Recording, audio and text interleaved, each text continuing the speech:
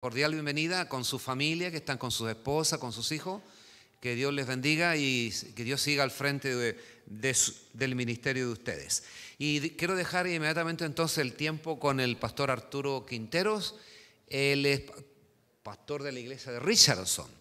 Él viene del Valle, pero trabajó 16 años en México como director de jóvenes, en mayordomía.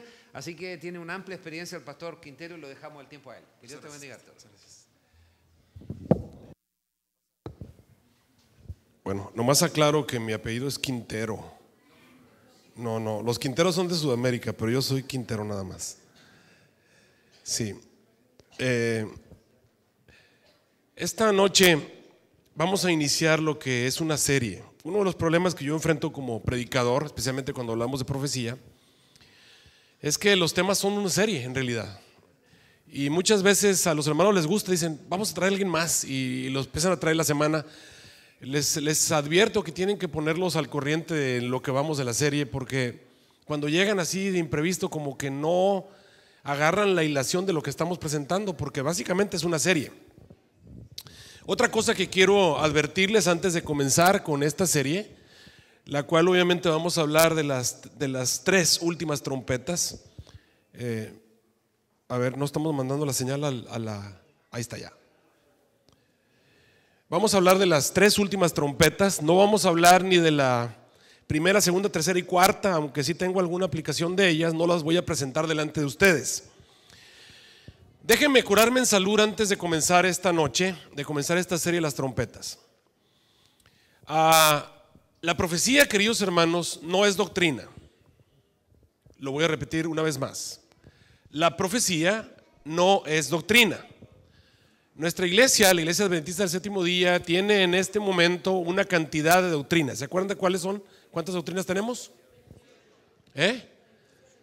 Son 28 ya, hermanas. Sí, eran 27, pero son 28 doctrinas. Tenemos 28 doctrinas como Iglesia Adventista, y esas son, vamos a decir así, en lo que todos los adventistas de la tierra estamos de acuerdo. Si en alguna de esas doctrinas no estás de acuerdo, no eres adventista. Por ahí surgen algunos grupos que no están de acuerdo con la Trinidad o que no están de acuerdo, yo qué sé. Ese grupo de personas no son adventistas. Si no están de acuerdo con el espíritu de profecía, el don de profecía, no son adventistas. Si no están de acuerdo con el régimen o la reforma pro salud, pues tampoco son adventistas. Ahora, no estoy diciendo que la guarden, lo que estoy diciendo es que no están de acuerdo, ¿verdad? No están de acuerdo en las carnes limpias e inmundas, obviamente no son adventistas. Pero después de las 28 creencias tenemos una gran gama de conocimiento en la palabra de Dios. ¿Estamos de acuerdo? Ahora, dentro de eso están las profecías. Si ustedes entran en el mundo de las profecías, se van a encontrar con un montón de interpretaciones y un montón de variedades en la interpretación profética. No es doctrina la profecía, no son doctrinas, y obviamente no hay igualdad, no hay una uniformidad en las interpretaciones proféticas. De pronto alguien me dice, pastor, el pastor Treyer la interpreta de tal manera. O alguien me dice, pastor, por allá el pastor Goldstein la predica de otra manera. O vienen y me dicen, por allá hay un director allá de Andrews que dice tal cosa. La iglesia adventista no tiene una postura en cuanto oficial, vamos a decir así, o real, o decimos esta es nuestra postura en cuanto a las profecías. Fuera de los 2300 días de tarde y mañana, que forma parte de nuestras creencias, especialmente el asunto de los santuarios y vamos a decirlo así, el juicio investigador. De ahí en fuera, todas las demás profecías están en investigación y están en evolución. Otra cosa que les quiero decir, por ejemplo, en este momento, el asunto de las trompetas, de la cual les voy a predicar, y lo digo en salud porque la aplicación que les voy a presentar esta noche es una de las 7 que la iglesia adventista tiene. Una de las 7. La más conocida, obviamente, es una que aparece en el conflicto de los siglos. En la época de la hermana White, obviamente, recuerden que los mileritas esperaban que Jesús viniera en 1844. Todos sabemos que Jesús no vino en 1844, pero los mileritas interpretaron, vamos a decirlo así entre comillas, interpretaron todas las profecías de la Biblia, porque no podía quedar ninguna profecía sin interpretar antes de que Jesús apareciera en las nubes del cielo. Así que tomaron todas las profecías de la Biblia y las pusieron dentro del lapso antes de 1844. Prácticamente no dejaron nada que se cumpliera después de 1844. De ahí en adelante, obviamente, la Iglesia Adventista tuvo que hacer una reinvestigación, porque sabemos que han pasado 172 años, estamos por 173 años después de eso. Algunas de las profecías bíblicas claramente pasan ese periodo de 1844. Hay algunos periodos de tiempo que obviamente van más adelante, y de ahí es que algunos teólogos han comenzado a hacer reinvestigaciones en asuntos de profecía. Una vez que les queda bien claro que no son doctrina las profecías bíblicas, voy a pasar al segundo punto. Las profecías bíblicas son condicionales, y eso sí lo dice bien claro Ellen G. White. Dice: todas las profecías, todas las promesas en las profecías son condicionales. ¿Qué quiere decir condicionales? Condicionales quiere decir que se pueden cumplir de una manera o se pueden cumplir de otra, dependiendo de la condición en la que el ser humano está, o dependiendo de la condición en la que están las personas a las cuales fue dada la profecía. Ejemplos: por ejemplo, viene Jonás a Nínive. ¿Qué fue la profecía? El Señor le dijo: de aquí a 40 días, ¿qué va a pasar con Nínive? Va a ser destruida. Y si las profecías se tienen que cumplir sí o sí, ¿por qué no fue destruida Nínive? Porque se arrepintieron. Entonces cambió la condición y automáticamente la profecía no se cumplió. Se cumplió de otra manera o se cumple en otro momento. La profecía evolucionó, vamos a decir así, cambió, se modificó porque las condiciones se modificaron. Así son las profecías. Las profecías bíblicas son condicionales. Eso quiere decir que si la condición está de cierta manera, se cumple de cierta manera. Si la condición se modifica, la profecía se cumple de otra manera. Otro ejemplo, porque los veo todavía con cara de incredulidad. ¿Cuál es la profecía más famosa de la Biblia? La profecía más famosa de la Biblia, 1300 días, porque no lo son. La profecía más famosa de la Biblia es la profecía del Cordero de Dios que iba a morir por nosotros. ¿No es cierto? Y el santuario en sí mismo era una profecía. El santuario revelaba que algún día el Cordero de Dios iba a ser llevado al matadero. Por eso está en Isaías 53, como cordero fue llevado al matadero. El matadero era el lugar donde mataban a los corderos y era a un lado del altar. Ahí al lado del altar de bronce, el sacerdote colocaba al cordero, venían los trasquiladores, le trasquilaban la parte de la lana para que no estorbara el cuchillo, y el cordero era degollado. Por eso ustedes se encuentran en Apocalipsis el cordero como degollado. Eso profetizaba que alguna vez el Cordero de Dios iba a ser degollado por nosotros, su sangre iba a ser derramada debajo del altar, y la sangre del Cordero iba a ser llevada al interior del lugar santo y iba a ser rociada 7 veces hacia el velo. Cuando Jesús vino, murió de esa manera. Su sangre fue rociada hacia el velo. Entonces, ¿se cumplió o no se cumplió la profecía del Cordero de Dios?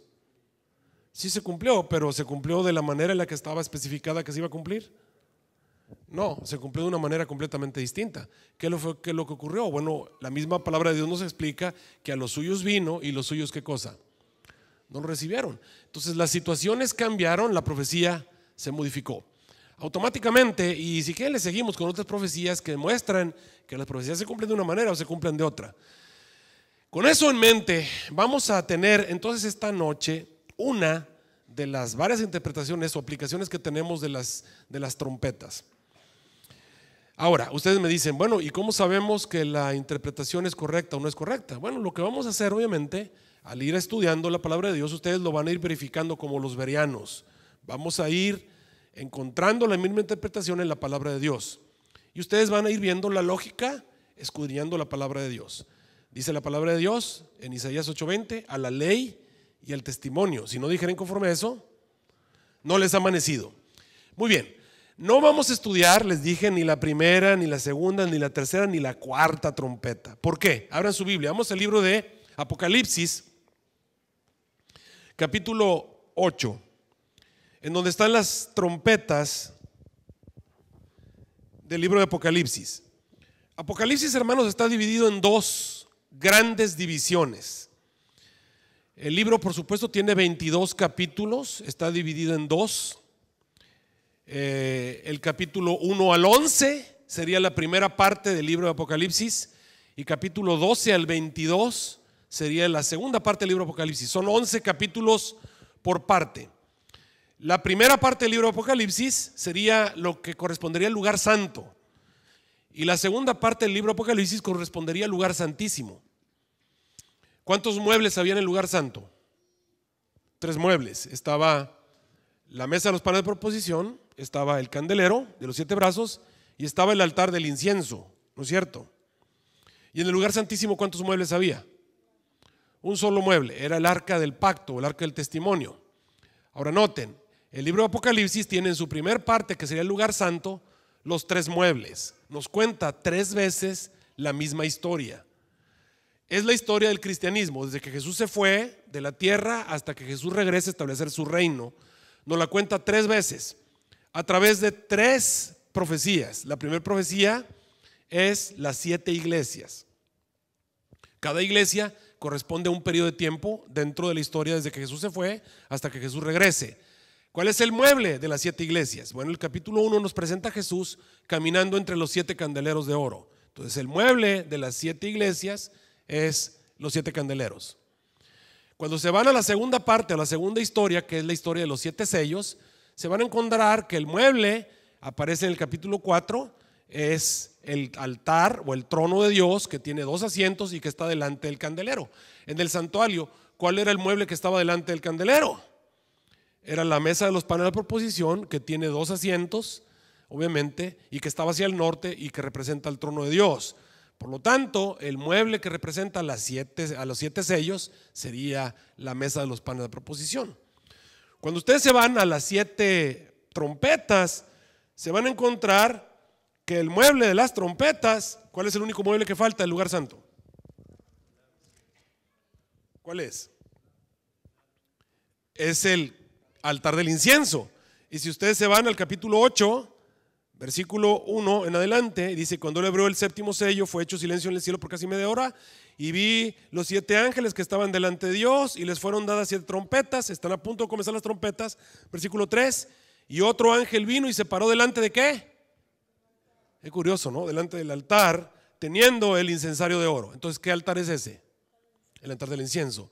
¿Cuál es el mueble de las 7 trompetas? El altar del incienso.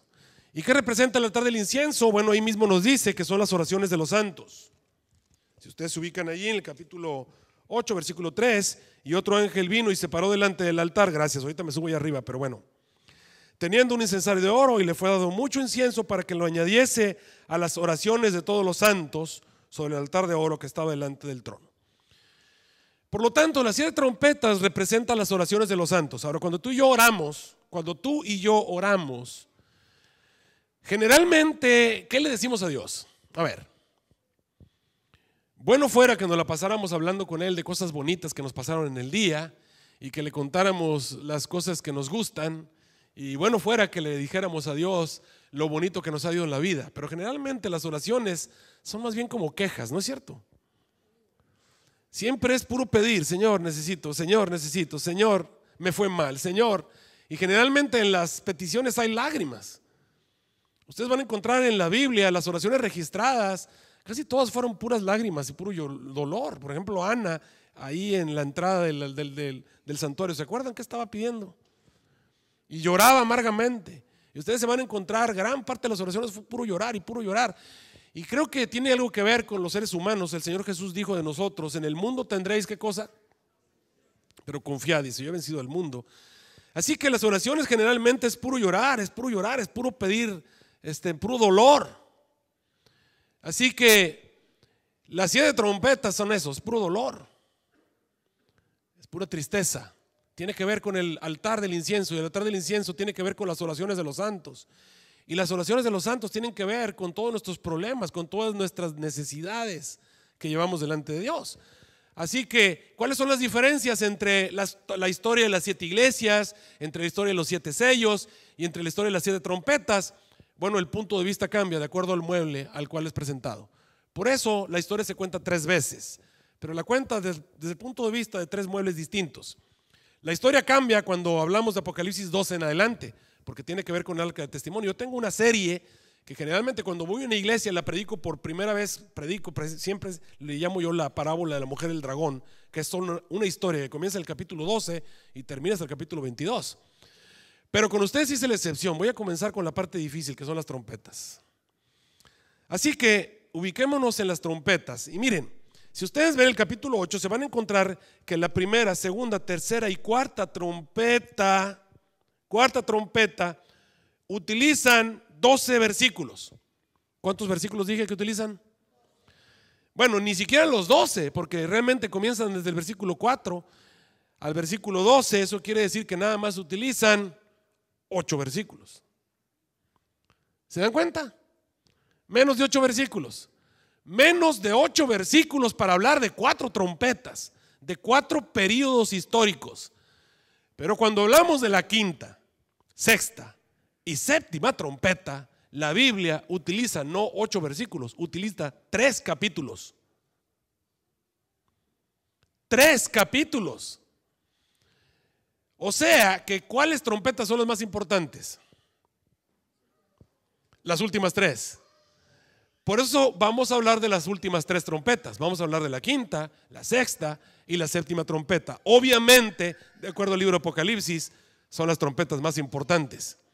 Si les dan y les dedican no 8 versículos, sino 3 capítulos enteros del libro de Apocalipsis, deben ser muy importantes. Así que vamos a enfocarnos en las 3 últimas, en la quinta, en la sexta y en la séptima trompeta. Y estas trompetas comienzan desde el versículo 13 del capítulo 8. Ubíquense todos en Apocalipsis 8, versículo 13. Y vamos a ir interpretando de aquí en adelante las 3 últimas trompetas, que en la Biblia se le llama también el mensaje del águila, o que también se le llama los 3 ayes.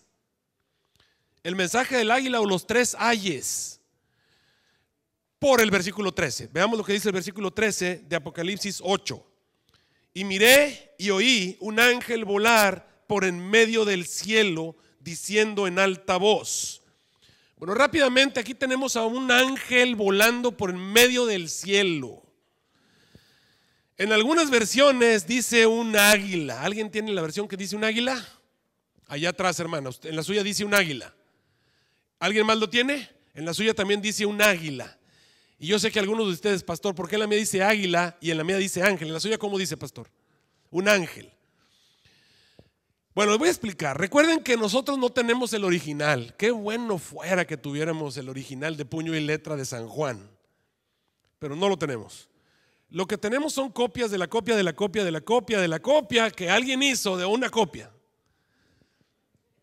Entonces los teólogos lo que han hecho es que han datado las copias que tenemos. Tenemos una serie de códices y se toman esos códices, se hacen dataciones del papel y se llegan a conclusiones en las que dicen este códice es el más antiguo. Y si es el más antiguo, suponemos que es el más fidedigno. Ahora, desgraciadamente en el libro de Apocalipsis tenemos 2 códices que disputan la titularidad de ser el más antiguo. Dependiendo cuál es el código que la Biblia que ustedes tienen en su mano utilizó para hacer la traducción bíblica, si utilizaron tal código, vamos a decir el código 1, que dice águila, pues entonces colocan allí, vi un águila volando. Pero si utilizaron el código número 2, entonces en tu versión lo que va a decir, vi un ángel volando. Ahora, ¿qué es lo que pensamos los adventistas acerca de esa discrepancia? Lo que creemos los adventistas es que en realidad es un ángel volando por el medio del cielo. Lo que pasa es que en la época de Juan, los judíos consideraban a los ángeles aves del cielo. Es curioso. De hecho, se llama las aves del cielo cuando se presenta de alguna manera a los ángeles. ¿Por qué? Porque vuelan y porque tienen alas y yo qué sé. Ahora, cuando el ángel porta malas noticias, cuando lo que el ángel va a traer es una mala noticia, se le considera un ave de mal agüero. Esa es una frase latina, un ave de mal agüero. Un ave de mal agüero, por ejemplo, es un buitre. Cuando ustedes ven un buitre volando, ¿qué quiere decir? Que hay muerto, exactamente. Ahora, todas las águilas, todos los animales de carroña en la Biblia se les llama águilas. De ustedes no van a encontrar la palabra, vamos a decir así, En la Biblia, por ejemplo, dice, donde estuviera el cuerpo muerto, ahí se van a juntar. ¿Qué dice? No dice los buitres, pero se refiere a las águilas. Hace un poco estuvimos en el Perú y fuimos a ver el paso del cóndor, allá en el Auca, peruano, en la zona allá arriba, bastante alto. Estamos hablando de la zona de los Andes.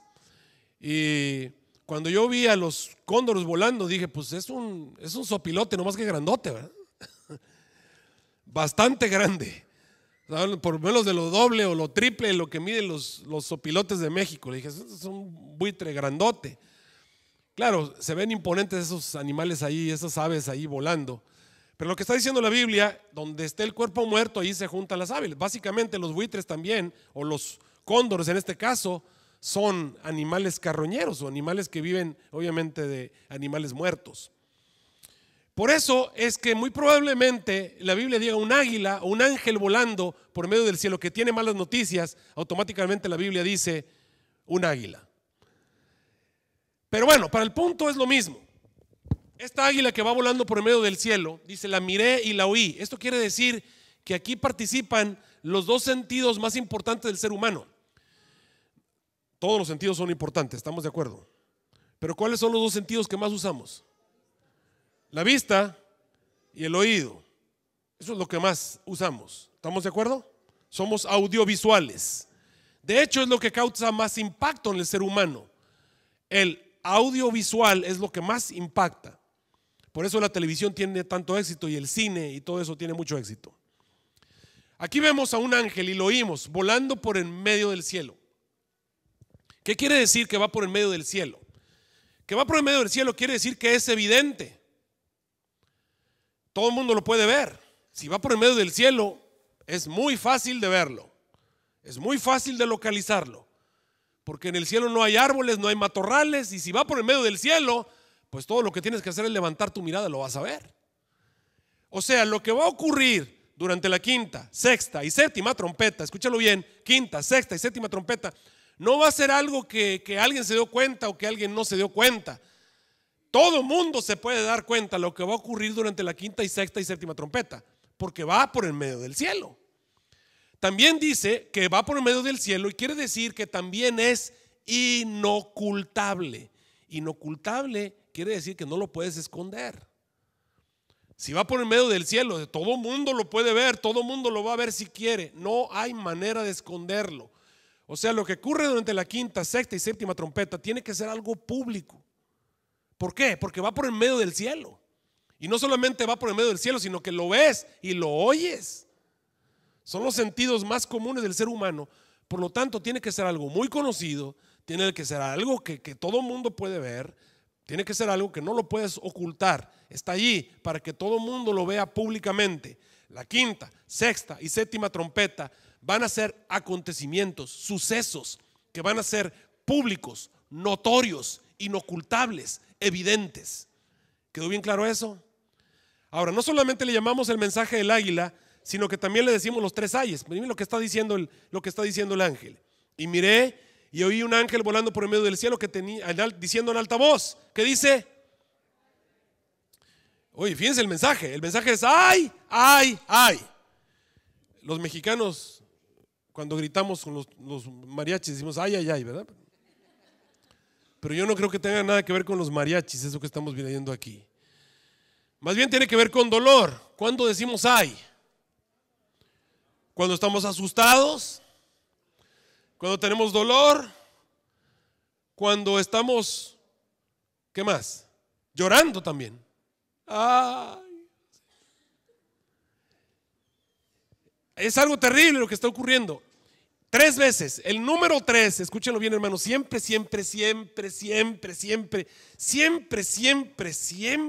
les queda bien claro, les digo otro siempre. Quiere decir énfasis. Siempre que ustedes vean el número 3, donde sea, listas de 3, frases de 3, siempre hay un énfasis en algo. El mensaje de los 3 ángeles, el mensaje más importante que tiene que ser dado 3 veces. 3, el 3. Pedro, ¿me amas? ¿Cuántas veces le preguntó? Me amas, 3 veces. La marca de la bestia, el número 6, ¿cuántas veces? 3 veces. El número 3 siempre es un número de énfasis. Aquí hay un énfasis en el ay.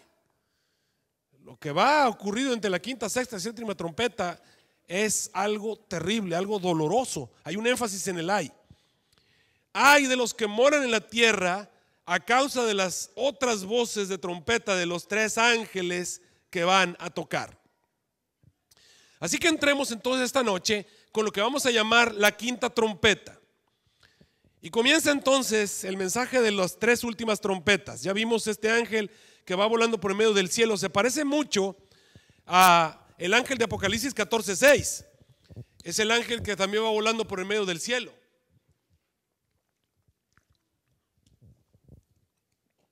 Pero a diferencia de este ángel tiene el evangelio eterno para predicarlo a todos los que moran en la tierra, a toda nación, tribu, lengua y pueblo. Al comenzar la quinta trompeta, vamos a ver qué fácil está de interpretar. Ubíquense todos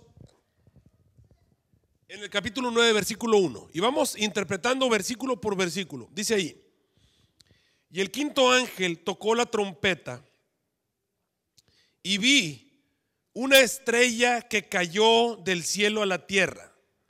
¿Qué te viene a la mente inmediatamente cuando ves una estrella que cayó del cielo a la tierra? ¿Qué piensas? Lo primero, recuerden que estamos hablando de malas noticias. ¡Ay, ay, ay! Terrible. Algo terrible va a ocurrir. Y estamos hablando de algo terrible y de pronto lo primero que empieza es una estrella cayendo del cielo a la tierra. ¿Quién es una estrella que cayó del cielo a la tierra? Satanás. Obviamente, la primera reacción humana al hablar de eso, cualquier persona que ha leído la Biblia dice, pues Satanás. ¿Por qué? Porque Satanás, su nombre para empezar es Lucifer, que quiere decir estrella de la mañana. Sí, pensamos en Satanás, ya empezamos mal. Si vamos a hablar de malas noticias, lo primero que podemos hacer es comenzar con Satanás. Ya empezamos mal la quinta trompeta. Vimos a la estrella que cayó del cielo a la tierra. ¿Y qué le hacen? Mira lo que dice Apocalipsis capítulo 9, versículo 1. El quinto ángel tocó la trompeta. Vi una estrella que cayó del cielo a la tierra y le fue dada la llave del pozo del abismo. Malas noticias. Tenemos a Satanás y a Satanás le dan una llave. Te hago una pregunta. ¿Para qué sirven las llaves? Pues para abrir, obviamente. Si tú llegas a una casa y la puerta de la casa está abierta, ¿necesitas la llave? No. Si necesitas la llave es porque Satanás va a abrir algo que ha estado cerrado. ¿Hasta cuándo ha estado cerrado? Hasta la quinta trompeta. ¿Desde cuándo ha estado cerrado? Yo qué sé, ha estado cerrada. Y gloria a Dios que está cerrado. Pero ¿por qué están diciendo los ángeles ay? Porque le están dando la llave a alguien que no debería tener la llave. ¿Quién es el que tiene la llave? A Satanás. A Satanás le están dando la llave de un lugar que al abrirlo el ángel dice ay, le dieron la llave. Obviamente lo que va a abrir no es nada bueno. Por eso la quinta trompeta es terrible, porque al llegar la quinta trompeta se le da a Satanás una llave. Una llave es una capacidad, es una no autorización, sino una capacidad. Por ejemplo, si tú tienes la llave de mi carro, a lo mejor no tienes la autorización, pero tienes la capacidad de llevarte el carro si quieres, porque tienes la llave. Si tienes la llave de una casa, a lo mejor no tienes el permiso, pero puedes abrir la casa porque tienes la llave. Cuando llegamos temprano a la iglesia y la puerta está cerrada, estamos todos afuera, ¿y qué estamos esperando? Que alguien tenga la llave. Evidentemente tenemos aquí algo que ha estado cerrado. ¿Y qué cosa es lo que está cerrado de acuerdo a lo que dice la quinta trompeta? ¿Le dieron la llave de dónde? Del pozo del abismo. Le dieron la llave del pozo del abismo. Ahora, ¿qué cosa es el pozo del abismo? Cuando nos vamos a la traducción, nos vamos al original griego en el cual fue escrito el libro de Apocalipsis, nos encontramos la palabra tes abusos. Tes abusos. Le dieron la llave del tes abusos. Los hispanos no nos metimos en complicaciones. Hicimos la traducción de abusos, le pusimos abismo. ¿Y qué quiere decir? Pues quién sabe, abusos, abismo. ¿Qué es el abusos? Es el abismo. Y la gente se queda pensando, pues ¿qué será el abismo? Nos vamos al Antiguo Testamento, nos encontramos que el abismo pues es las profundidades del mar. Pero la palabra que utiliza en hebreo no es la misma abusos en griego. Entonces lo que tenemos que hacer es ver qué quiere decir la palabra abusos o qué quiere decir la palabra abismo. Cuando tú te vas, por ejemplo, a la versión en inglés, en la versión en inglés dice the bottom of the pit o the bottomless pit, que quiere decir un pozo que no tiene fondo, es como un barril sin fondo en el que caes y caes y caes y caes. Pero tampoco quiere decir eso, porque cuando te vas al griego original no existe eso de bottomless pit. Para los griegos era un lugar. ¿Qué dije que era para los griegos el abismo? Era el lugar donde reinaba un señor que se llamaba Hades. ¿Han oído hablar de Hades?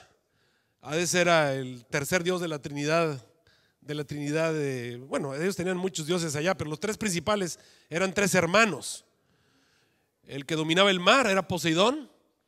El que dominaba el cielo, estaba en el Olimpo, era Zeus. Y el que dominaba el lugar del mundo de los muertos, el mundo de los espíritus, era un señor llamado Hades. Hades. Para los griegos, el Hades estaba dividido en varios lugares. ¿Estás oyendo eso? El Hades estaba dividido en varios lugares y uno de los lugares del Hades era el abismo. Curioso. Es curioso que Juan, que está escribiendo en griego, haya utilizado una palabra que para los griegos era conocida, era el abismo. ¿Qué era el abismo en la mitología griega? En la mitología griega, el abismo era el lugar donde vivían los espíritus. ¿Qué dije? ¿El qué? El lugar donde vivían los espíritus. Déjame ponértelo aquí. El Tesabusos es el lugar donde viven los espíritus. Ahora, ¿cómo podemos saber lo que es el abismo en la Biblia? Pues tendríamos que buscar alguna de las primeras reglas en la interpretación, en la hermenéutica, es que tenemos que fijarnos lo que dice el contexto inmediato. Si no hay un contexto, tiene que ser el contexto del libro. Y si no hay, buscar esa palabra, por lo menos en el idioma tal y como aparece en el Nuevo Testamento. Y después nos iríamos al Antiguo, pero primero en el Nuevo Testamento. Y cuando buscamos la palabra abismo en el Nuevo Testamento, especialmente en Apocalipsis, nos vamos a dar cuenta que en Apocalipsis también aparece la palabra abismo. Y siempre que aparece la palabra abismo, les voy a dar un chisme, ahí te va el chisme. Siempre, les digo por qué un chisme, porque a la gente le encanta oír chismes y me van a poner atención. Ok. El chisme es que siempre que aparece la palabra abismo, siempre, te digo otro siempre habla de demonios.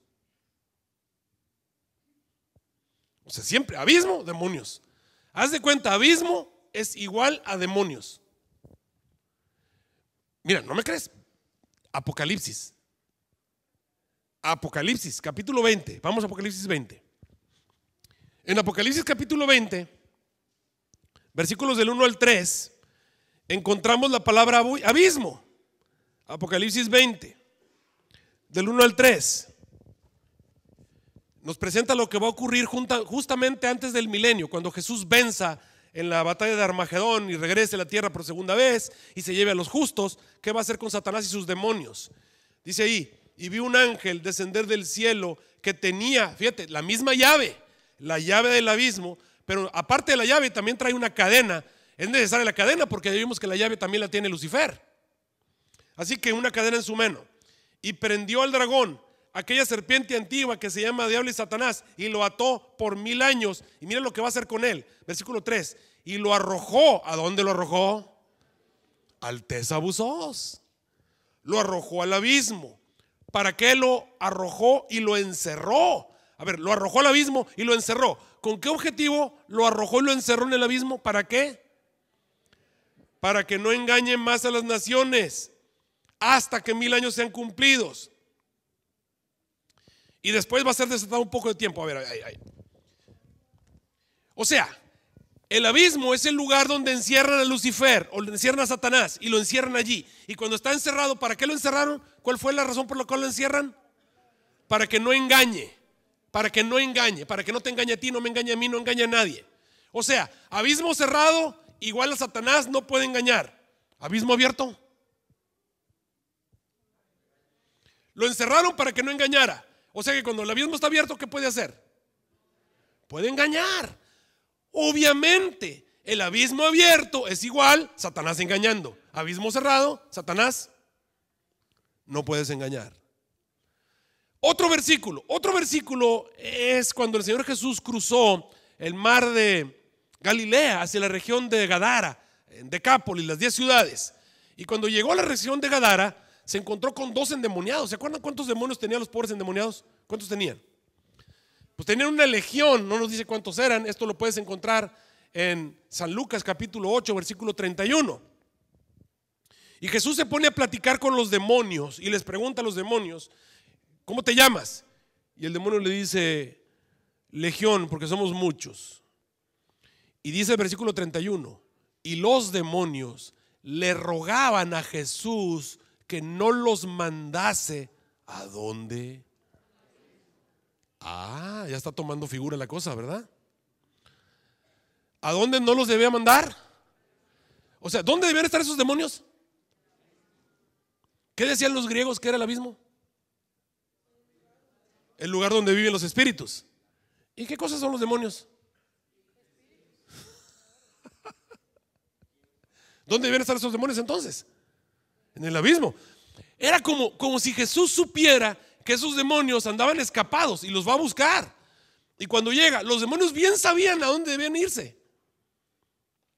Ellos sabían que tenían que estar allá en el abismo. Y cuando Jesús se los encuentra, los demonios le dicen: no nos mandes al abismo, déjanos meternos en los cerdos que están allí. Interesante. Para eso te voy a pedir que abras tu Biblia. Vamos al libro de Judas. Mira, la manera más rápida de hallar Judas: vete a Apocalipsis 1 y dale vuelta hacia atrás. Ahí está Judas. Sí, porque si te pones a buscar a Judas así, nada más por ser Judas, no lo vas a hallar. Vete a Apocalipsis 1, dale vuelta hacia atrás, ahí está Judas. Judas capítulo 1, pues es que no tiene más que un solo capítulo. Judas 1, versículo 6. Y mira lo que dice Judas 1:6 acerca de los ángeles caídos. Dice ahí: y a los ángeles que no guardaron su dignidad, sino que dejaron su habitación, los ha reservado debajo de oscuridad, en prisiones eternas, en espera del día del juicio. ¿En dónde puso Dios a los demonios? En una prisión. Bueno, ya sabemos cómo se llama la prisión. ¿Cómo se llama? Abismo. A ver, ahora sí recapitulemos todo lo que hemos leído, aprendido hasta aquí. Estamos pasando a través de las épocas y estamos llegando a la época de la quinta trompeta. El ángel, al ver que llega la quinta trompeta, dice: ¡ay! Le dieron la llave. ¿De dónde? ¿Y qué cosa hay en el abismo? Caray, tenemos problemas. Porque han estado guardados, han estado encerrados, han estado bajo restricción, están en la cárcel. Cuando se escapaban, iban, los agarraban y los metían. Pero ahora tenemos una época, obviamente, en la que el abismo se va a abrir.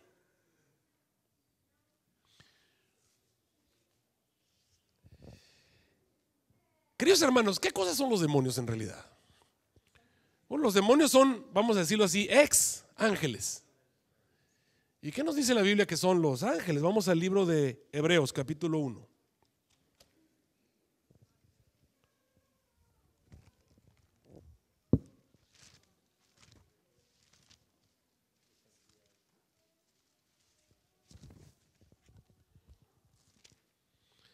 Hebreos capítulo 1, versículo 7. Y ciertamente de los ángeles dice: el que hace a sus ángeles, ¿qué dice ahí? Espíritus, y a sus ministros llamas de fuego. Versículo 14, Hebreos 1:14. No son algunos de ellos, eso es lo que dice la Biblia, todos espíritus administradores enviados para servicio a favor de los que serán herederos de la salvación. Obviamente aquí está hablando de los ángeles buenos. Los ángeles malos también todos son espíritus, pero evidentemente ya no son buenos. ¿Y qué se hicieron con esos espíritus? Se les puso un lugar donde ellos iban a vivir. A ese lugar se le llama abismo. Es una especie de prisión. No me pregunten dónde está. Pero obviamente han estado encerrados. ¿Hasta cuándo iban a estar encerrados? hasta la quinta trompeta. Ya estamos viendo por qué es importante la quinta trompeta. ¿Y qué cosas son estos seres? Bueno, son seres que tienen ¿cuántos años pecando, hermanos? Tienen casi 6,000 años o más de 6,000 años pecando. Más de 6,000 años pecando. Cuando usted le pregunta a una señora, una señora que tiene una hija ya en edad casadera, ¿por qué no quieren que su hija de 20 años se case con un señor de 40 o 50 años? ¿Saben cuál va a ser la primera razón? Es que en la medida en la que nos vamos haciendo viejos, nos hacemos más malos. ¿Tengo razón o no tengo razón? A ver. Fíjense bien, pues hasta dice el dicho, más sabe el diablo por qué. ¿Que por diablo? Sí, sí.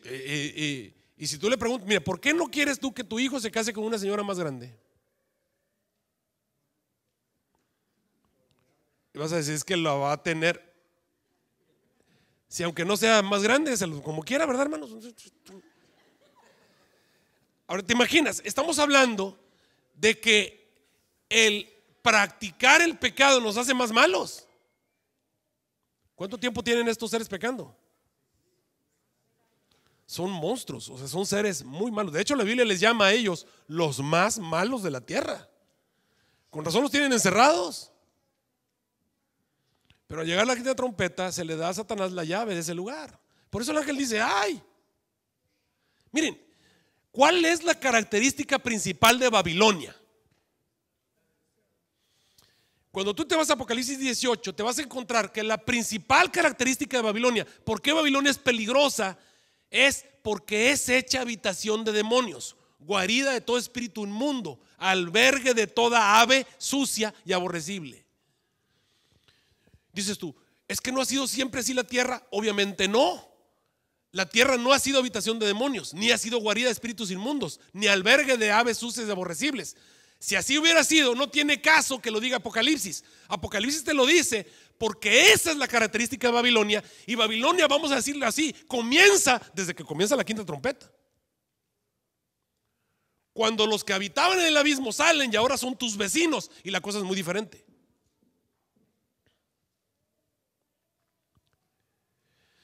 Regresemos a Apocalipsis capítulo 9, porque apenas estamos estudiando. Nota que no estoy hablando de aquí ni de musulmanes, ni de maometanos, que es alguna de las aplicaciones que tenemos de las trompetas. No, estamos hablando de demonios. ¿Ok? Estamos en Apocalipsis 9, versículo 2. Y entonces viene Satanás y abre el pozo del abismo. ¿Y qué ocurre? Abre el pozo del abismo y subió humo del pozo como el humo de un gran horno. Y se oscureció el sol y el aire se oscureció por el humo del pozo. A ver, vamos por partes. Abre el pozo del abismo y del pozo del abismo sale humo del pozo como el humo de un gran horno. Y se oscurece todo. Se oscurece el sol y se oscurece el aire. Ahora vamos a hablar. Mira, esto es simbólico. ¿Qué cosa es humo? ¿Qué te parece si definimos humo? Humo, ¿qué te parece si te defino humo como viento contaminado? ¿Estás de acuerdo conmigo? ¿Es el humo viento contaminado? Ahora es curioso. Los ángeles o los demonios son espíritus. ¿Y sabes tú cuál es la palabra en griego que se utiliza para decir qué cosa es un espíritu? Es la palabra pneuma. La palabra pneuma no solamente quiere decir espíritu, también quiere decir aire. Por ejemplo, un neumático. ¿Qué cosa es un neumático? Neumático. Es una llanta, un neumático. ¿Por qué? ¿Porque está llena de espíritus? No, porque está llena de aire. Cuando te da neumonía, ¿quiere decir que te endemoniaste? Cuando te da neumonía, ¿qué te pasó? Tienes problemas con el aire en la respiración, porque la palabra neuma quiere decir aire. Lo que tenemos saliendo del pozo del abismo es aire, neuma, contaminado. O sea, espíritus contaminados. ¿Me está siguiendo hasta allí? Y los espíritus contaminados salen por tantos millones que lo que ocurre como consecuencia natural de que salgan, se oscurece el sol. ¿Qué pasa cuando se oscurece el sol? ¿Cómo se pone? Aquí. Por ejemplo, ahorita porque ya no se ve afuera. Porque ya no hay sol. El sol nos permite ver. El sol nos da luz. Al no haber sol, ¿qué hay? Oscuridad, hay tinieblas. Por eso dice la Biblia, se oscurece el sol. Automáticamente, la quinta trompeta es una época de oscuridad espiritual. Oscuridad espiritual. No se ve bien, no se ve claramente.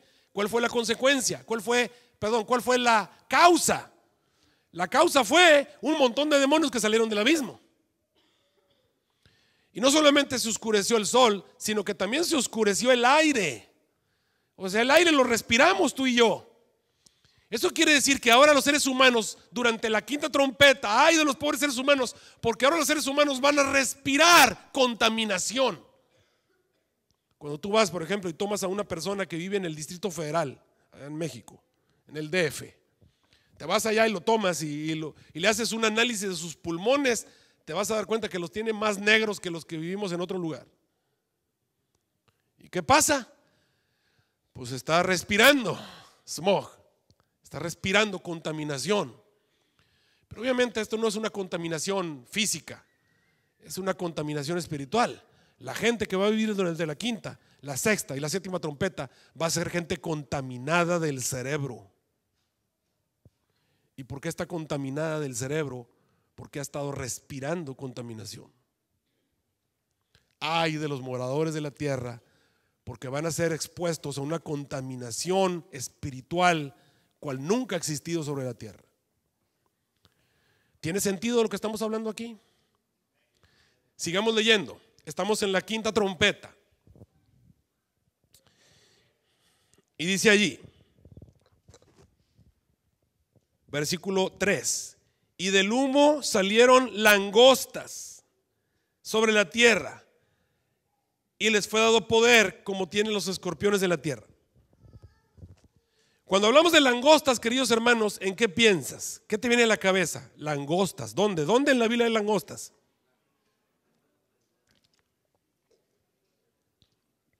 Éxodo 10, las plagas de Egipto. Y cuando te vas a leer las plagas de Egipto, esas son las referencias cruzadas de Apocalipsis. Apocalipsis te está enviando a estudiar las plagas. Y cuando te vas a las plagas, a la plaga de las langostas, te vas a dar cuenta que la invasión de langostas que vino sobre la tierra durante la plaga en Egipto, dice que vinieron tantos miles de millones de langostas sobre la tierra que se oscureció el cielo. Literalmente dice, se oscureció el cielo y cubrieron toda la tierra, toda. Se oscureció el cielo, la tierra fue cubierta y se comieron todo lo que había en la tierra de comer, todo lo verde, se lo comieron. Obviamente esta invasión de demonios es similar. Llenan todo el planeta, están en todas partes. Antes estaban en el abismo, ahora están en todas partes. Ahora son tus vecinos, te los cruzas en la calle, son tus compañeros. Tú piensas que son humanos, lo que tienes tú es un demonio en forma humana. Y algunos me dicen, pastor, eso suena como, no, si ya en el deseado de todas las gentes encuentras el caso. Cuando Jesús fue crucificado, si no me lo creen, búsquenlo en el deseado de todas las gentes. Te vas a encontrar que cuando Jesús fue crucificado, literalmente dice la hermana White, había demonios con forma humana entre la multitud. O sea, estaba un tipo ahí gritando, crucifícale, y tú volteabas y pues era un humano. Pero no, ¿qué humano? Era un demonio, un ángel caído, un extraterrestre, viene de otro mundo, cayó en su rebelión en el cielo contra Dios, fue arrojado a la tierra y tú lo veías aquí y parece un humano. ¿Pero qué no son espíritus? Yo qué sé, tienen tecnología, se pueden hacer cuerpos o se pueden hacer trajes, disfraces o lo que sea. Demonios en forma humana. Y te vas a encontrar que la hermana White dice que una de las cosas que tenemos que tener cuidado en el tiempo del fin es que va a haber demonios en forma humana en nuestras asambleas. Curioso, ¿no? Mañana tenemos asamblea general aquí de todo Texas. Demonios en forma humana en nuestras asambleas. Hermano fulano, ¿verdad? Miembro de tal iglesia. ¿Qué demonio? ¿Quién sabe qué, verdad? Curioso. Terrible, pero así es. Demonios en forma humana. Sigamos leyendo lo que dice la palabra de nuestro Dios al respecto. Y les fue dado poder, ¿como qué animalito? Poder como los ¿qué? Escorpiones de la tierra. Hermanos, el escorpión es el alacrán. Es el alacrán. ¿Cuál es el poder del alacrán? ¿Por qué le tenemos miedo al alacrán? ¿Cuál es el poder del alacrán? ¿Por qué le tienen miedo ustedes a un alacrán? A ver, ¿por qué? Porque pican. Las hormigas pican y las abejas pican y mire, y déjeme decirle que las avispas rojas con alas negras pican más fuerte que cualquier otro insecto que usted pueda conocer. ¿Cuál es el problema? ¿Cuál es la diferencia entre un alacrán y una avispa? El veneno, es veneno. Entonces el problema es el veneno. El poder del alacrán es su veneno. Es como si Apocalipsis te quisiera decir, mira, el poder de estos seres es similar al poder del alacrán. Bueno, entonces analicemos el poder del alacrán. ¿Qué le pasa al ser humano cuando le pica un alacrán? Bueno, pues básicamente te duele, obviamente te duele, pero lo que empieza a pasar es que se te empiezan a entumecer las manos, las extremidades, te causa un paro respiratorio, o sea, parálisis, se te pone la lengua así como perro bulldog, ¿verdad? Que no la sientes cuando vas con el médico y que te ponen así para una anestesia. Eso quiere decir que el veneno del alacrán es un veneno adormecedor. Es un veneno entumecedor. ¿Cuál es el poder de estos seres? Es un poder entumecedor. Obviamente te van a entumecer espiritualmente. ¿Ustedes conocen personas entumidas espiritualmente? Sí, pues entumidos espiritualmente. Personas que no pueden hacer una misionera, personas que no pueden. O vas con él y dices, te invito a la iglesia. No, a la iglesia no. Invítalos al baile y van con toda disposición. Invítalos a ver el partido y van. Invítalos a ver una película y van. Pero invítalos a la iglesia. No, parece que se entumen. No puedo. Hay un poder sobrenatural que los tiene amarrados a la silla.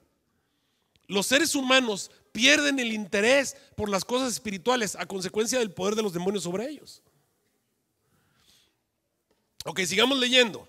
Dice ahí, se les fue dado poder como los escorpiones. Tal vez algunos de ustedes todavía tienen dudas de que estemos hablando de demonios aquí. Fíjense lo que Jesús dijo acerca de los escorpiones en Lucas 10:17.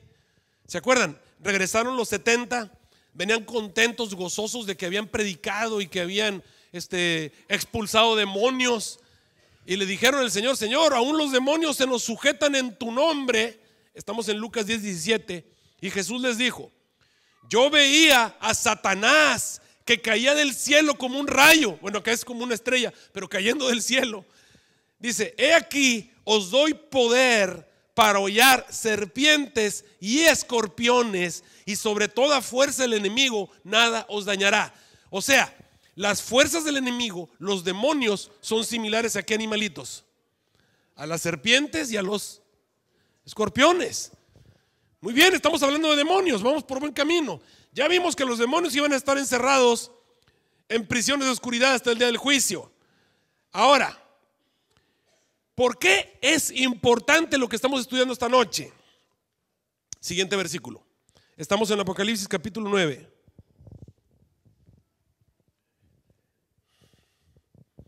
Versículo 4.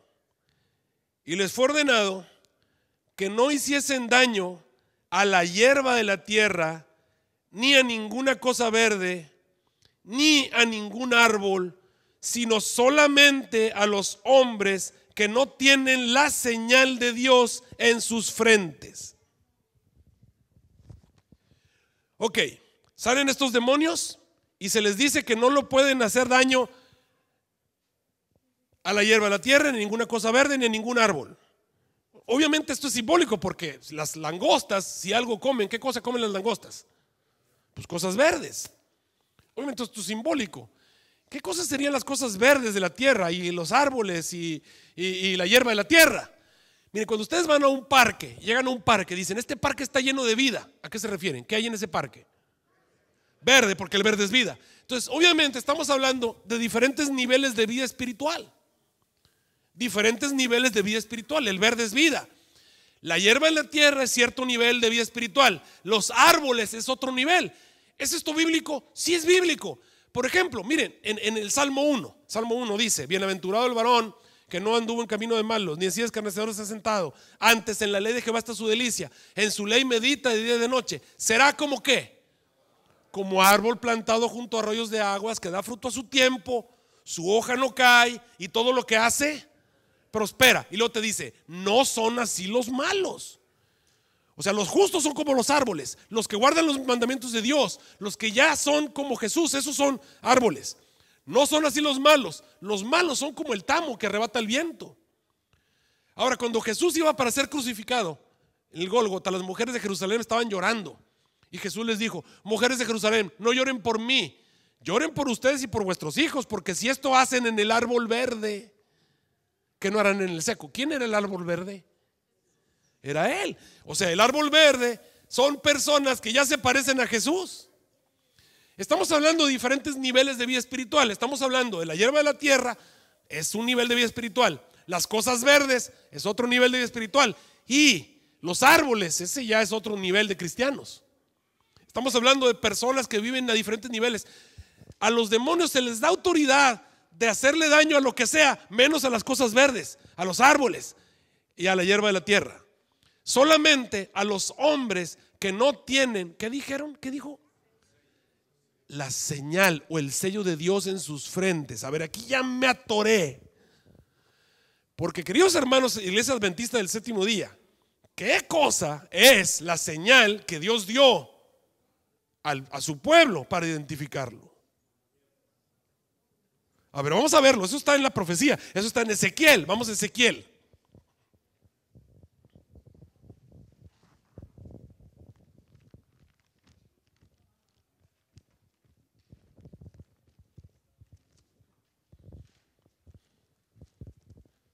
Ezequiel capítulo 20.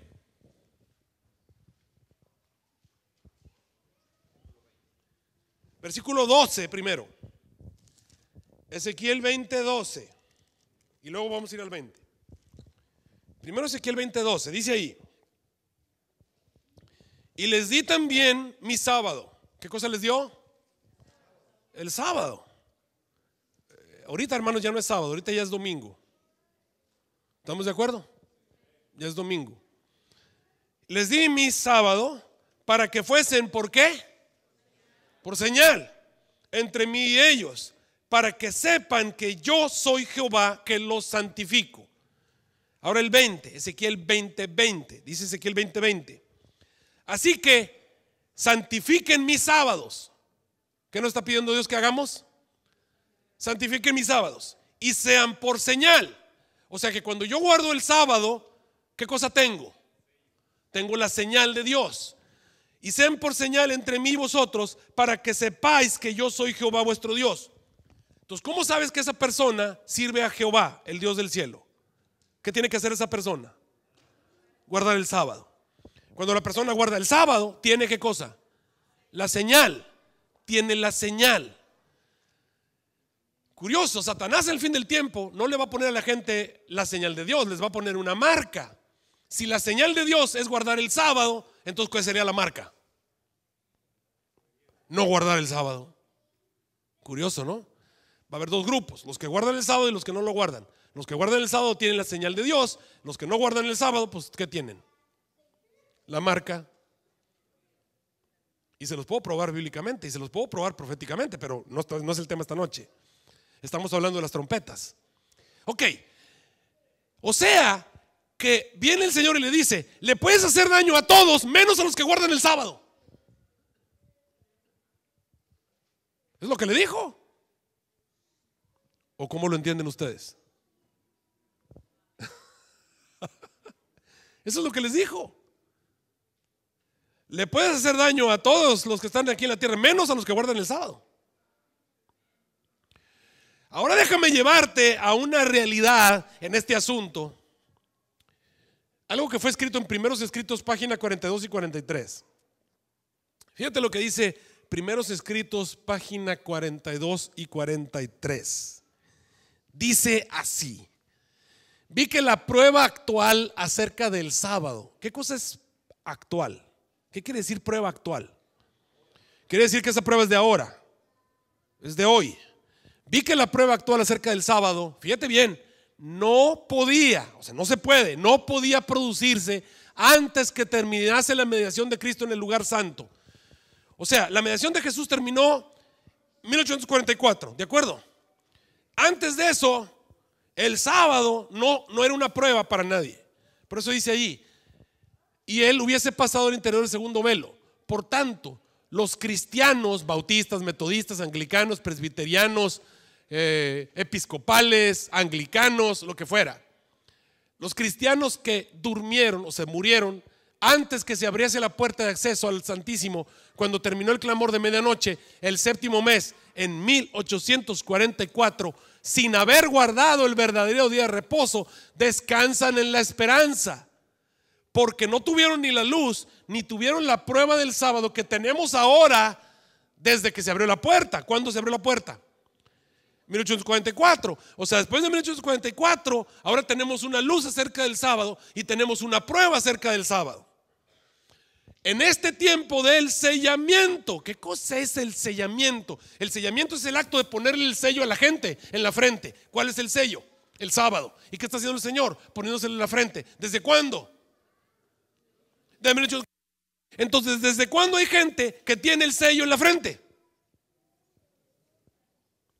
¿Desde cuándo hay gente que tiene el sello en la frente? ¿Desde cuándo comenzaron a sellarlos? ¿Desde cuándo?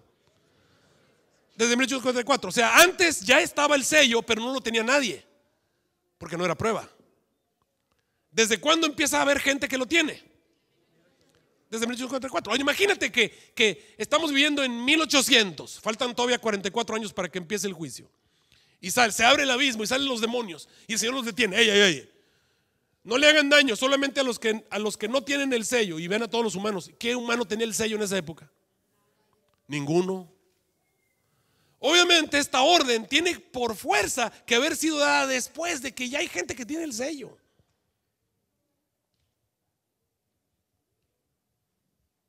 ¿Desde cuándo comenzó a haber luz acerca del sábado? Después de 1844. Por eso dice ahí, en este tiempo del sellamiento, Satanás está valiéndose de todo artificio para desviar de la verdad presente el pensamiento del pueblo de Dios y para hacerlo vacilar. Vi una cubierta que Dios extendía sobre su pueblo para protegerlo durante el tiempo de aflicción, y toda alma que se hubiese decidido por la verdad y fuese de corazón puro había de ser cobijada bajo la cubierta del Todopoderoso. O sea que el Señor pone su sello en la frente de sus hijos después de que comienza la intercesión de Jesús en el lugar santísimo, después de 1844. Ahora, cuando nosotros vemos este asunto, sabemos que sí, el sellamiento comienza después de 1844. Ahora, ¿desde cuándo empezó realmente a haber personas que guardaban el sábado después de 1844? De paso, siempre ha habido personas que guardan el sábado en todas las épocas. Pero después de 1844, el grupo de los mileritas, por ejemplo, ¿desde cuándo empezaron a hacerlo? Bueno, en 1847 fue la visión en diciembre, la visión que Elena G. de White tuvo acerca del sábado. En la década de entre 1850 y 1860 todavía había bien poquitos, vamos a decirlo así, adventistas, porque esperaban el regreso de Cristo, por eso eran adventistas, que guardaron el sábado. En la década de 1863, vamos a hablar de 1863, es cuando surge el movimiento adventista del séptimo día. Pero todavía había una gran cantidad de personas que no guardaban, vamos a decir así, el sábado.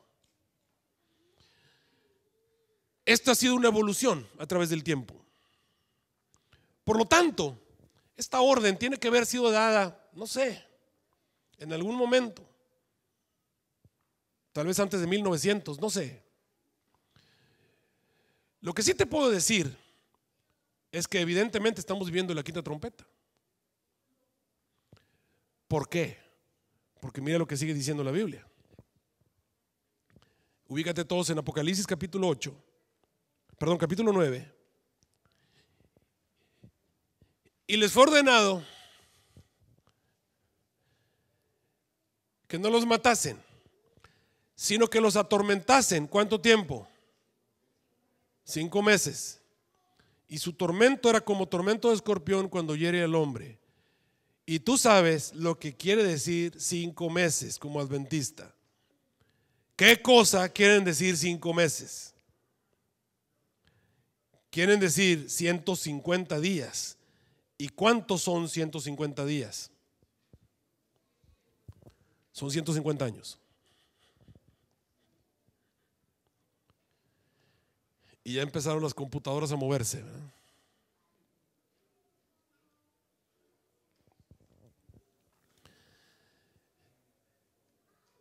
Y aquí es donde empiezan a patinar todos. Ah, caray. ¿En dónde estamos parados? Antes de que avancen, déjame decirte algo que yo he llegado a entender. Estos 150 años no se han acabado.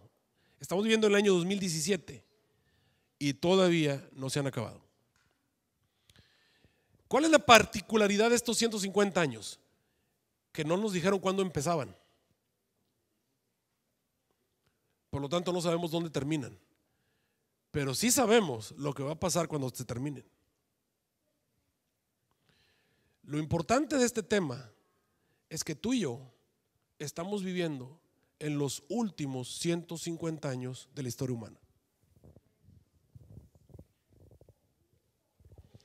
Estamos viviendo en algún lugar dentro de los últimos 150 años de la historia humana.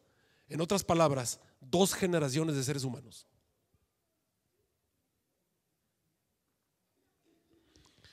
Y tú y yo, hasta donde llego a entender la profecía, estamos viviendo en algún lugar muy cerca del final de esos 150 años.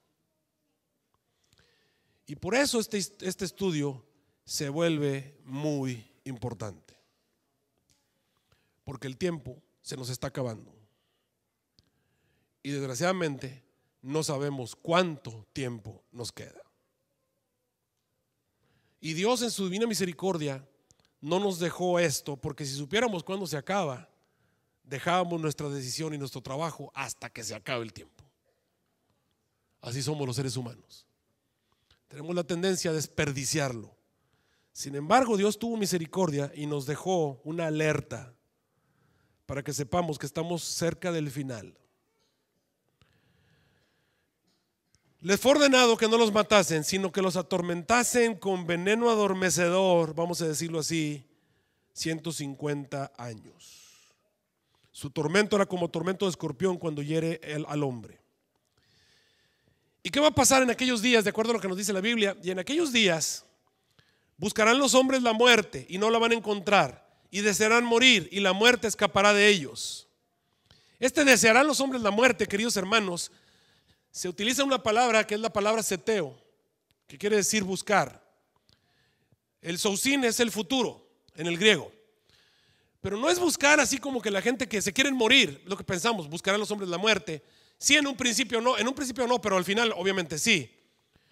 Pero este seteo más bien es un buscarán, como cuando tú vas a la biblioteca a buscar. O sea, es un buscar de investigar, es un buscar de preguntar, es un buscar de querer saber. Ahora, obviamente los seres humanos durante este periodo de 150 años quieren saber lo que es la muerte, quieren saber lo que hay más allá después de morirse. ¿Y cuál es la mejor manera de saber lo que hay más allá después de morirte que preguntarle a alguien que ya se murió? ¿Cómo se le llama a eso? Ir a preguntarle a alguien que ya se murió.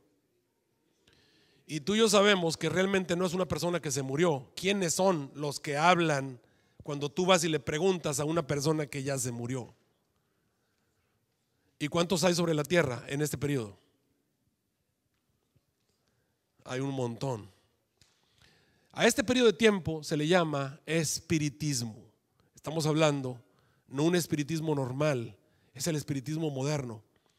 Y te quiero recordar que en 1847 cuando vino la visión del sábado, también surgió la segunda parte del espiritismo, que se le llama espiritismo moderno, con las hermanas Fox allá en Hyattsville, en Rochester, los golpes misteriosos.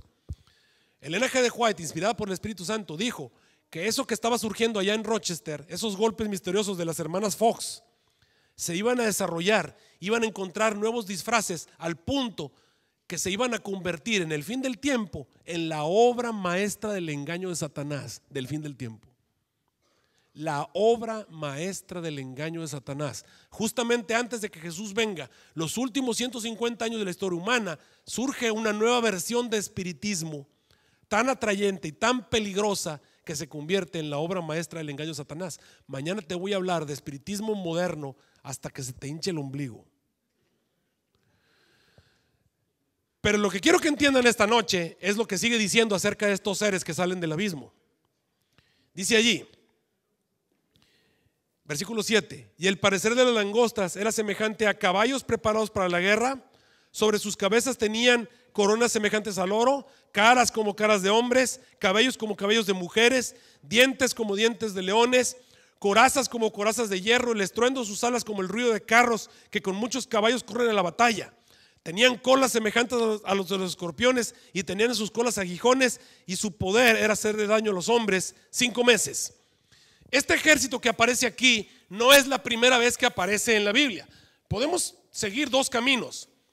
Aquí me brinco lo de las hermanas Fox y me brinco lo del espiritismo moderno, que de hecho aquí está la cita donde la hermana White dice, mira lo que te dije, conflicto de los siglos. Dice Elena G. de White acerca del espiritismo moderno: Satanás ha estado preparándose desde hace tiempo para su último esfuerzo para engañar al mundo. Poco a poco Satanás ha preparado el camino para su obra maestra de seducción, el desarrollo del espiritismo moderno. Y luego te dice, hasta ahora no ha logrado realizar sus designios, pero lo conseguirá en el poco tiempo que nos separa del fin, los 150 años. Todos, ¿cuántos dijo? Todo el mundo, menos los que estén protegidos por el poder de Dios y la fe en su palabra, se verán envueltos en este engaño. Los hombres se están dejando adormecer en una seguridad fatal y solo despertarán cuando la ira de Dios se derrame sobre la tierra. Así que ya vemos que esto es el espiritismo moderno. Pero bueno, déjame adelantarme un poquito y me voy a la parte de la cual estamos hablando. Estos seres que están apareciendo, estos seres mixtos de cosas raras, eran muy comunes en la antigüedad.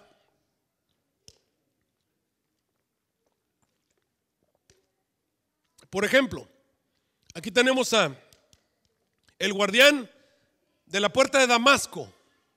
Damasco. Cuando tú ibas a Damasco te encontrabas a ese animal. Ese animal tiene cabezas de serpiente en la cola, sus colas como cabeza de serpiente. La cabeza del frente es un dragón. Las patas de enfrente son las patas de un jaguar o de un leopardo. Las patas de atrás son las patas de un águila. Tiene unas garras de águila. Y el cuerpo es el cuerpo de un cocodrilo o de un lagarto. Cuerpo de lagarto, colas de serpiente o cabezas de serpiente, cabeza de dragón, garras de águila y piernas de león o de jaguar o de leopardo. Obviamente este animal mixto te hace entender que tiene ciertas características de esos animales. Cuando tú ibas a Babilonia, en la entrada de Babilonia, te encontrabas a otros animales mixtos. Te encontrabas a unos animales que eran del tamaño de un elefante, o sea, tan grandes y fuertes como un elefante. Las piernas o el cuerpo era de un león, tenía alas de águila y tenía la cabeza del rey. O sea, tan sabio como el rey, tan fuerte como un elefante, tan poderoso y rapaz como un león y tan ágil como un águila o tan peligroso como sería un águila, etcétera, etcétera. Cuando tú te vas a la Biblia te vas a encontrar las características de este ejército. Te dice que son langostas, que son caballos de guerra, que tienen coronas de oro, que tienen caras de hombres, que tienen cabellos de mujeres, que tienen dientes de león, corazas de hierro, con estruendo del ruido de muchos carros. Ahora, todo esto, queridos hermanos, es una manera de Apocalipsis de mandarte a leer algo. Mira, si yo te digo un barco y muchos animales, ¿qué te viene a la mente? El arca de Noé. ¿Y qué tal si te digo un gigante y 5 piedras? ¿Qué te viene a la mente? ¿Qué te viene? David y Goliat. ¿Y si te digo gente gritando y unas murallas cayéndose? Jericó. Bueno, cuando yo te digo langostas, caballos de guerra, coronas de oro, caras de hombres, cabellos de mujeres, dientes de león, estamos describiendo un ejército que ya había venido en la Biblia. Este ejército había venido en la época de un profeta que se llama Joel. Míralo, ahí está. Joel lo describe. El ejército que vino en su época era un ejército de langostas. Eso está en Joel 1:4. Eran caballos de guerra en Joel 2:4. Eran hombres, tenían caras de hombres en Joel 1:6. Tenían dientes de león en Joel 1:6. ¿Y sabes qué dijo Joel acerca de ese ejército?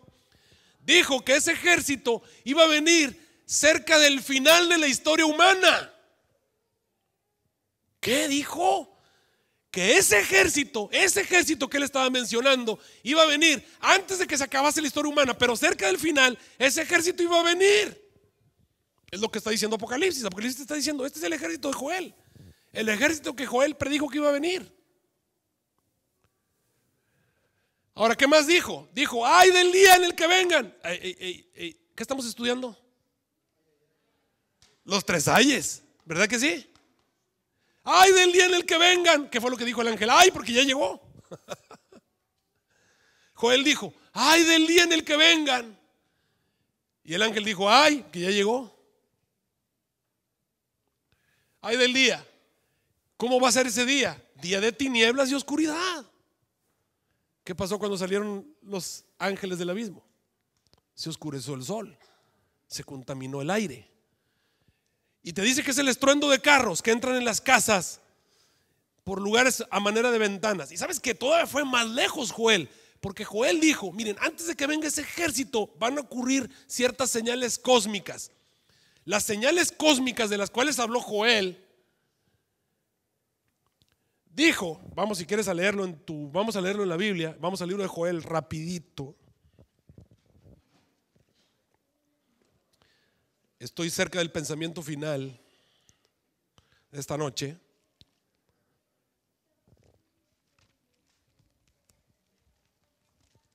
Joel capítulo 2, versículo 10. Antes de que venga ese ejército, dijo, delante de ese ejército, o sea, delante quiere decir que antes de ese ejército va a temblar la tierra. ¿Sabes que los terremotos en este planeta comenzaron después de 1755? Hubo unos terremotos antes, pero eran muy poquitos. Después del terremoto de Lisboa de 1755 empezó la tembladera, especialmente en el siglo XX. El promedio de terremotos del siglo XX fueron 2000 terremotos por año, que de paso es terrible, durante 100 años. Temblará la tierra, se estremecerán los cielos, el sol y la luna se oscurecerán. ¿Cuál fue el día oscuro? El día oscuro fue el día oscuro de 1780, 1800. Y la luna y las estrellas darán señales. ¿Cuándo comenzaron las lluvias de estrellas? 1833. Después de eso, 1844. Y después de eso, espiritismo moderno, el ejército que estaba predicho por Joel. Ahí está. ¿Por qué nos mandó el Señor a estudiar el libro de Joel? Te voy a decir por qué. De hecho, aquí está. ¿Por qué nos mandó el Señor a estudiar este ejército de Joel? Bueno, el libro de Joel es un libro en el que ocurrió un milagro. ¿Qué dije que ocurrió? Un milagro. En la época de Joel vino una plaga de langostas a la tierra.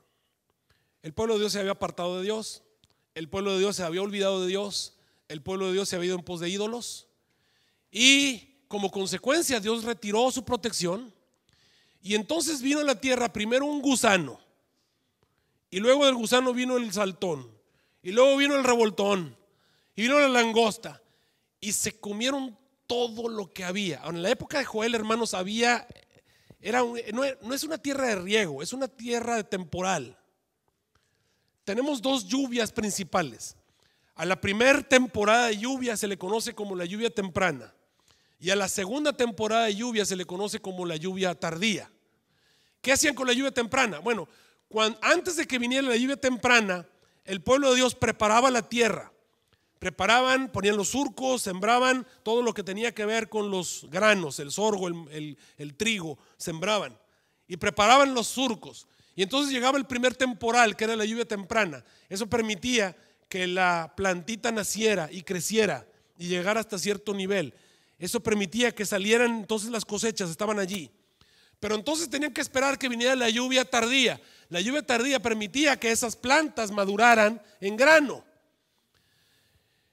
El problema fue que entre la lluvia temprana y la lluvia tardía vino esta plaga de saltón y revoltón y todo lo que venía, el ejército del cual habló Joel, y se comió todas las plantas de la tierra. Incluso se comieron los árboles mileniales, árboles que tenían mucho tiempo, se los acabaron. Eso quiere decir que el pueblo de Dios estaba condenado a tener hambre. Era un desastre, porque aun cuando sembraran la tierra y viniera la lluvia tardía, les iba a faltar otra lluvia para poder tener una cosecha. Estaban condenados. Entonces surge la figura de Joel. Joel viene y les empieza a predicar, les dice: ¿saben lo que ustedes tienen que hacer? Si ustedes quieren tener un milagro, Joel comienza a llamar: pregonen ayuno, llamen a la congregación, congreguen a los santos, a todos los que moran en la tierra, en la casa de Jehová. Entre la entrada y el altar lloren los sacerdotes de Jehová. Dice ahí: lacerad vuestro corazón, no solamente vuestros vestidos. Estoy en Joel capítulo 2 versículo 13, si lo quieres ver allí. Convertíos a mí con todo vuestro corazón, con ayuno, lloro, llanto. Versículo 12, versículo 15, toquen trompeta en Sión, pregonen ayuno, llamen al pueblo, la congregación, entre la entrada y el altar lloren. Lo que el profeta Joel estaba hablándole al pueblo es a volverse al Señor con todo el corazón, sinceramente, lacerar el corazón, no solamente los vestidos por fuera, hacer una obra de reforma y revivimiento verdaderos. Y cuando las personas caen de rodillas delante de Dios, entonces Dios va a hacer algo maravilloso. Versículo 25 del capítulo 2 del libro de Joel: les voy a restituir los años que se comió la oruga, los años que se comió la langosta, el pulgón, el revoltón, el gran ejército que envié contra vosotros, se los voy a restituir. Si ustedes hacen esa obra de reforma, versículo 28, si ustedes hacen esa obra de reforma, después de esa obra de reforma, voy a derramar mi espíritu sobre toda carne. Profetizarán vuestros hijos, vuestras hijas, vuestros viejos van a tener sueños, vuestros mancebos van a ver visiones. Y voy a derramar sobre vosotros la lluvia temprana y tardía, como al principio. ¿Qué dijo el Señor que iba a hacer?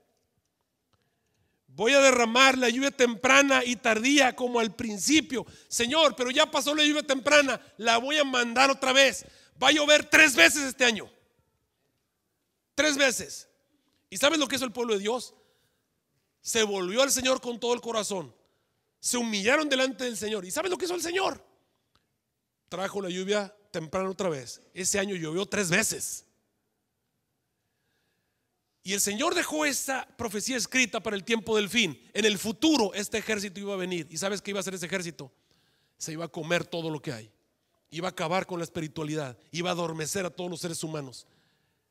Iba a acabar con toda la esperanza de tener una hermosa cosecha antes de que Jesús venga a juntar a las gavillas. Y cuando el pueblo de Dios iba a ver necesidad, en angustia, porque este ejército iba a tener demasiado éxito, nos iba a estar aplastando, el llamado sigue en pie de Joel. Es tiempo de reavivar, es tiempo de reformarnos, es tiempo de lacerar el corazón, no solamente los vestidos. Es tiempo de caer con ayuno, lloro, llanto, en ceniza delante de Dios. Es tiempo de humillarse delante del Señor. Y el Señor promete restituir lo que hemos perdido. Dios promete restituirnos delante de este ejército que está delante de nosotros y darnos todo lo que este ejército se está comiendo, reponerlo. Dios promete darnos la lluvia temprana y tardía. Y tú sabes lo que eso quiere decir. Eso quiere decir la lluvia del Espíritu Santo. Justamente antes de que se acaben los 150 años, tiene que haber una obra de reforma y revivimiento para que el pueblo de Dios pueda terminar la predicación del evangelio a todo el mundo antes de que se acabe el tiempo de gracia. ¿Me pueden poner la música ahí? Esta noche, queridos hermanos, hemos comenzado a estudiar la quinta trompeta. El tiempo se nos está acabando. ¿Cuánto tiempo más nos queda? No lo sé. No lo sé. Dios no nos dejó en capacidad de saber cuánto tiempo está delante de nosotros.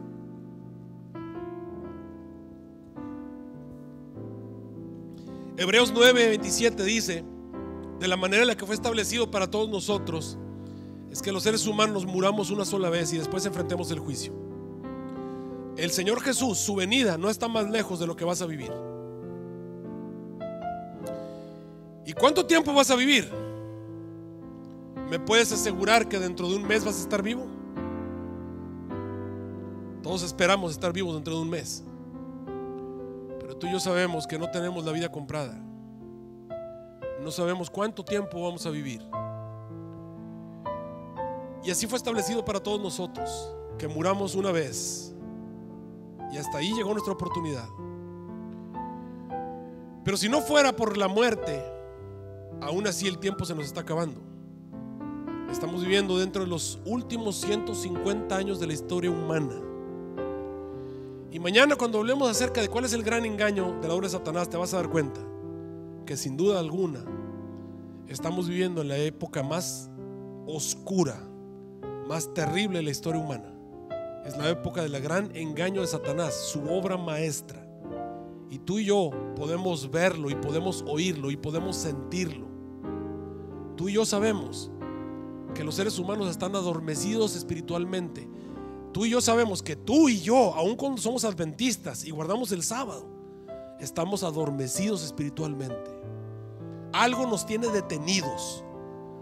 No hacemos una obra de revivimiento y reforma. No sacamos la basura de nuestra vida. No nos quitamos los pecados acariciados. Los mantenemos allí y estamos así como retenidos, como si algo nos tuviese atrapados. Y esa condición se generaliza en todos los niveles en nuestra iglesia. ¿Y qué diremos de los que ni siquiera vienen a la iglesia? Terrible es la época en la que estamos viviendo. Por eso el ángel dijo: ay de los que moran en la tierra, a causa de las 3 voces de trompeta que van a tocar. Esa es la época en la que estamos viviendo tú y yo. No va a durar mucho tiempo. Y lo peor es que Dios está esperando que tú y yo hagamos una obra maravillosa, pero estamos lejísimos de lograrla. Esta noche yo quiero que escuches la voz del Señor Jesús que te llama, que te pide que te levantes, que te pide hacer algo diferente, que te pide esforzarte, quitarte el sueño. Como dijo el apóstol, es hora de levantarnos del sueño, del adormecimiento, del entumecimiento. Date cuenta, hay un poder sobrenatural, nos está entumeciendo, nos está adormeciendo. Hay un poder sobrenatural. Es tiempo de que te des cuenta de lo que está ocurriendo. Se está acabando el tiempo, se nos está terminando. El ser humano tiene entonces que esforzarse. Me tengo que levantar, así como cuando tienes que ir al trabajo y no te quieres levantar. Estás allí, pero te esfuerzas por levantarte, por un trabajo. ¿Y qué tal trabajar para el Rey de Reyes y Señor de Señores? ¿Y qué tal prepararte para la segunda venida de Cristo Jesús? ¿No crees que es tiempo de levantarte del sueño? ¿Qué tenemos que hacer para despertar? ¿Qué tenemos que hacer para levantarnos? Bueno, le puedes pedir al Señor: Señor, obra un milagro en mí. Obra en mí el querer como el hacer. Necesitamos a Cristo Jesús. Solamente Jesús puede obrar ese milagro. Esta noche te quiero preguntar: ¿quieres pedirle al Señor Jesús que obre un milagro en tu vida? Hay pecados que no puedes vencer. Hay vicios que no puedes vencer.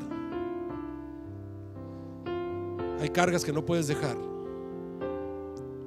Sientes que tu vida espiritual necesita un cambio. Sientes que tu familia necesita ayuda espiritual. ¿Por qué no se la pides a Jesús? Yo no te puedo ayudar como pastor. Jesús sí puede. ¿Se lo quieres pedir a Jesús? ¿Por qué no te pones de pie y vienes aquí al frente a decirle: Señor Jesús, ayúdame, obra un milagro en mí? Pónganse de pie, vengan aquí, vengan aquí.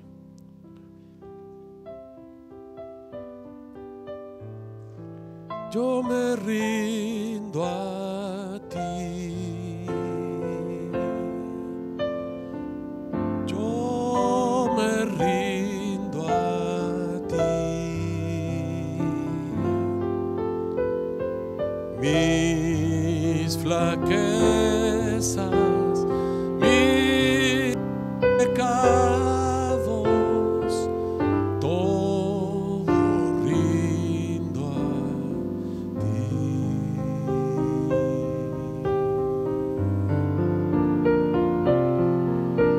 Esta noche, Señor, venimos delante de tu presencia, así como somos, pecadores, débiles. Necesitamos un poder sobrenatural. Necesitamos limpiar nuestra cabeza. Quítanos este veneno, Señor, este adormecimiento espiritual en el cual hemos caído. Necesitamos que nos toques, que nos cambies, que nos avives. Obra en nosotros el querer como el hacer por tu buena voluntad. Bendice a esta iglesia. Bendice a cada uno de sus miembros. Y especialmente quiero poner en tus manos a nuestros queridos amigos que han venido esta noche a escuchar tu santa palabra. Tú los estás llamando. Pueden darse cuenta que el tiempo está cercano. Pueden ver cómo tú sabías lo que habría de ocurrir. Señor, tú los conoces. Tú los trajiste a este lugar. Tú tienes un plan maravilloso para ellos. Quieres salvarlos. Quieres liberarlos. Quieres transformarlos. Quiero ponerlos en tus manos de amor. Te suplico que obres un milagro en sus vidas. Dales lo que necesitan en esta tierra, tanto el alimento físico también como el alimento espiritual. Envía ángeles poderosos, Señor, para proteger a todos los que estamos aquí. Tómanos en el hueco de tu mano, llévanos de regreso al hogar celestial. Te lo suplico en el nombre de Cristo Jesús, a quien vamos a ver muy pronto. Amén. Pueden sentarse, hermanos. Mañana vamos a hablar acerca de lo que está ocurriendo a nuestro alrededor. Se llama espiritismo moderno y es la obra maestra de Satanás. Vamos a verlo en dos partes. Mañana es la parte 1 y después vamos a ver la parte 2. Muy bien, muchas gracias. Buenas noches. Mañana entonces nos encontramos a las 7:15. Hay un snack, pueden pasar aquí atrás también.